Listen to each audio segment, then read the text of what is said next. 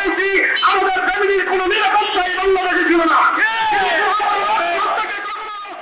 বিএনপির ভারপ্রাপ্ত চেয়ারম্যান তারেক রহমানের রাষ্ট্র কাঠামো মেরামতের ৩১ দফা বাস্তবায়ন ও জনসম্প্রীতি বৃদ্ধির লক্ষ্যে এবং সাবেক প্রধানমন্ত্রী বেগম খালেদা জিয়ার রোগ মুক্তি কামনায় সারা দেশে গণ ইফতার ও দোয়া মাহফিল অংশ হিসাবে জিয়া মঞ্চ সেন্ট্রাল সেক্রেটারি ফয়জুল্লাহ ইকবাল এর সভাপতিত্বে জনাব আবু তালেব বাংলাদেশ জাতীয়তাবাদী দল বিএনপির নির্বাহী কমিটির সদস্য এর সঞ্চালনায় ঢাকা মহানগর উত্তর ও দক্ষিণের উদ্যোগে পল্টনে বিএনপির প্রধান কার্যালয়ের সামনে এই অনুষ্ঠান আয়োজন করা হয়।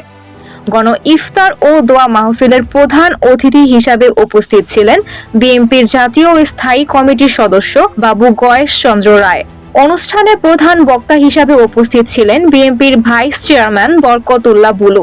এছাড়াও বিশেষ অতিথি হিসাবে উপস্থিত ভিপি হারুনুর রশিদ, বিভাগীয় সহ সাংগঠনিক সম্পাদক চট্টগ্রাম বাংলাদেশ জাতীয়তাবাদী দল বিএনপি, সাংগঠনিক বক্তা ইঞ্জিনিয়ার জামাল হোসেন, সিনিয়র যুগ্ম সাধারণ সম্পাদক জিয়া মঞ্চ, অ্যাডভোকেট আব্দুস সালাম আজাদ, যুগ্ম মহাসচিব বাংলাদেশ জাতীয়তাবাদী দল বিএনপি, ডালিম শিকদার উত্তর ও দক্ষিণ জিয়া মঞ্চের টিম লিডার, রকিবুল ইসলাম জামাল ধর্ম বিষয়ক সম্পাদক বাংলাদেশ জাতীয়তাবাদী দল বিএনপি, মীর নেওয়াজ আলী নেওয়াজ সহ যুব বিষয়ক সম্পাদক বাংলাদেশ জাতীয়তাবাদী দল বিএনপি, বেলাল আহমেদ এবং নাজমুল হাসান সহ সভাপতি জিয়া মঞ্চ, দক্ষিণের আহ্বায়ক ও সদস্য সচিব সহ সকল থানা ওয়ার্ডের নেতৃবৃন্দ অনুষ্ঠানে অংশগ্রহণ করেন।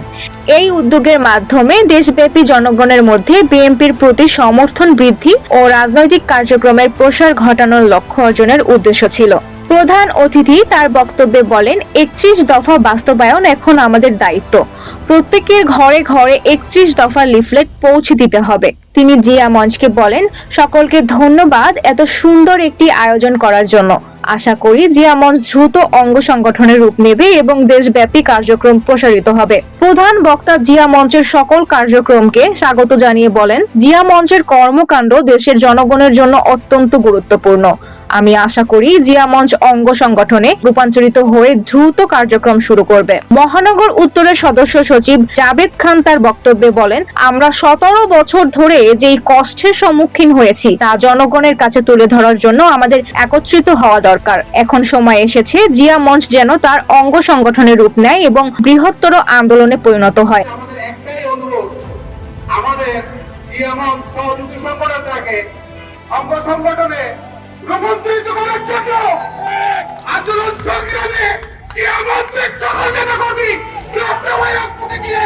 কিন্তু কিভাবে জিয়া মঞ্চকে বাংলাদেশের জাতীয়তাবাদী দলের সকল নেতৃবৃন্দদেরকে বলবো, আমাদেরকে অঙ্গ সংগঠনে রূপান্তরিত করার জন্য চট্টগ্রাম বিভাগীয় সম্পাদক ভিপি হারুন তার বক্তব্যে সকলের প্রতি দোয়া কামনা করেন এবং জিয়া মঞ্চকে স্বাগত জানান। তিনি বলেন, এই সংগঠন দেশের জন্য অত্যন্ত গুরুত্বপূর্ণ এবং আমরা একত্রিত হয়ে তা আরো শক্তিশালী করতে চাই। অনুষ্ঠানের সভাপতি জিয়া মঞ্চের সেক্রেটারি মোহাম্মদ ফয়জুল্লাহ ইকবাল তার বক্তব্যে ভবিষ্যৎ পরিকল্পনা তুলে ধরেন এবং বলেন, জিয়া মঞ্চকে অঙ্গ সংগঠনে রূপ দেওয়ার জন্য আমাদের সকলকে একত্রিত হতে হবে এবং দ্রুত এটি বাস্তবায়ন করা দরকার।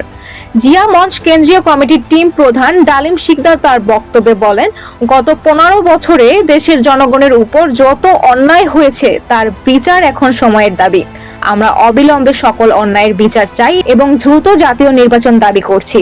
তিনি আরো বলেন, দেশের গণতন্ত্র রক্ষায় নির্বাচন অত্যন্ত জরুরি এবং জনগণের রায় প্রমাণ করবে দেশের ভবিষ্যৎ পথ কোন দিকে যাবে।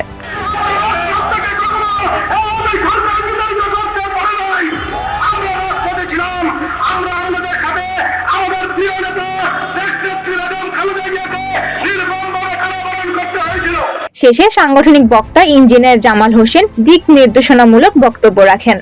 অনুষ্ঠানে অন্যান্য নেতৃবৃন্দ তাদের বক্তব্যে বেগম খালেদা জিয়া দ্রুত সুস্থতা কামনা করেন এবং বলেন, তিনি সুস্থ হয়ে দেশে ফিরে আসুক। আমরা সবাই তার জন্য প্রার্থনা করছি।